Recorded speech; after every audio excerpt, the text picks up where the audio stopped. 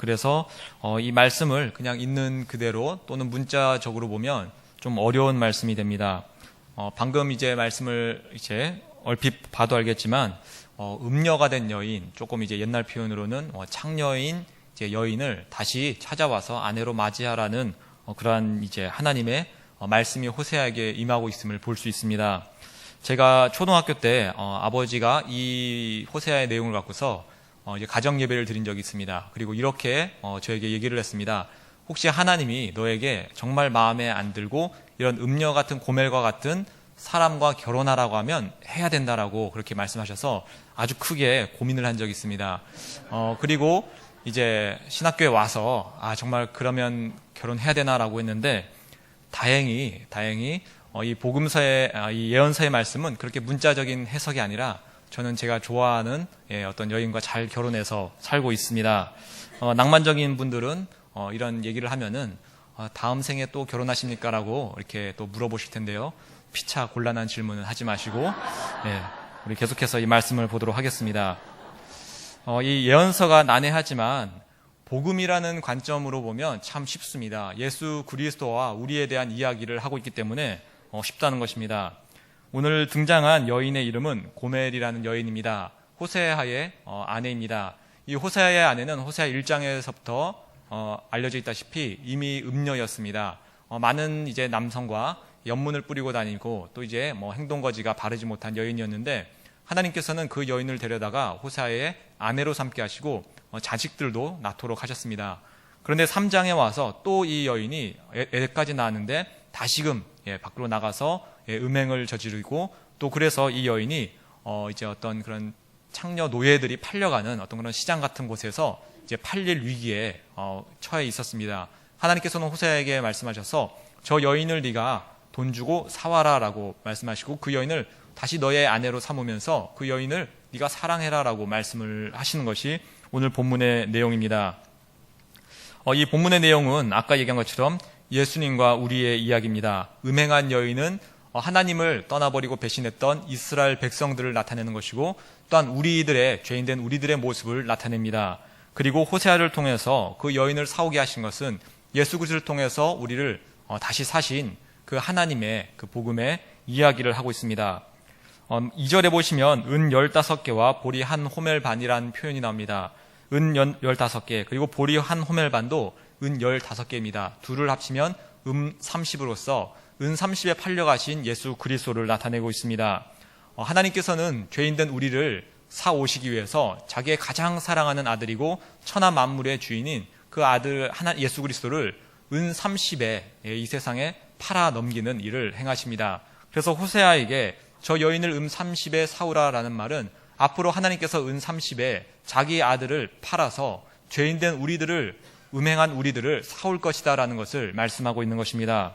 그래서 예수님께서는 우리를 위해서 하늘의 고귀한 존재가 겨우 은 30에 해당하는 정말 보잘것없는 존재가 되었음을 기억하시기 바랍니다. 그래서 오늘 본문을 통해서 우리는 이러한 마음을 가져야 합니다. 우리는 고멜이라는 것입니다.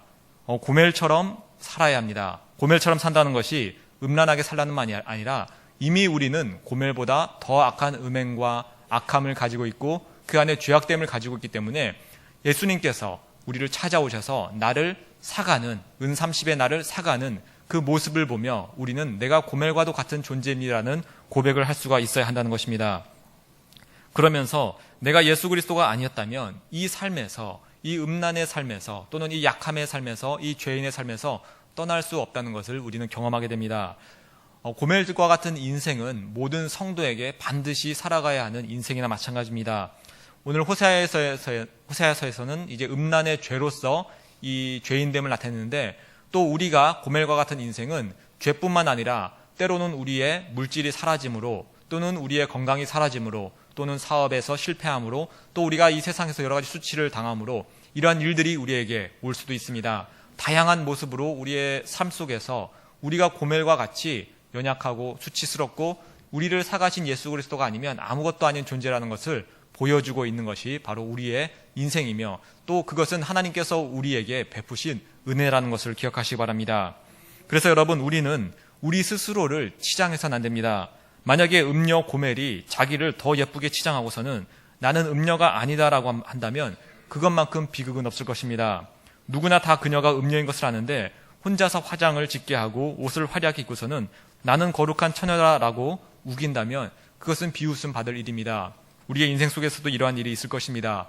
우리는 분명히 음료 고멜과 같은 일들을 수도 없이 하고 있는데 단순히 내가 종교적인 열심을 부렸다고, 단순히 나에게 물질이나 재물이나 권세나 명예가 있다고 해서 그것을 앞에 내세워서 나는 깨끗하고 선하고 착한 자다라고 말을 하게 된다면 나는 고멜처럼 자기를 꾸미는 자가 될 것입니다.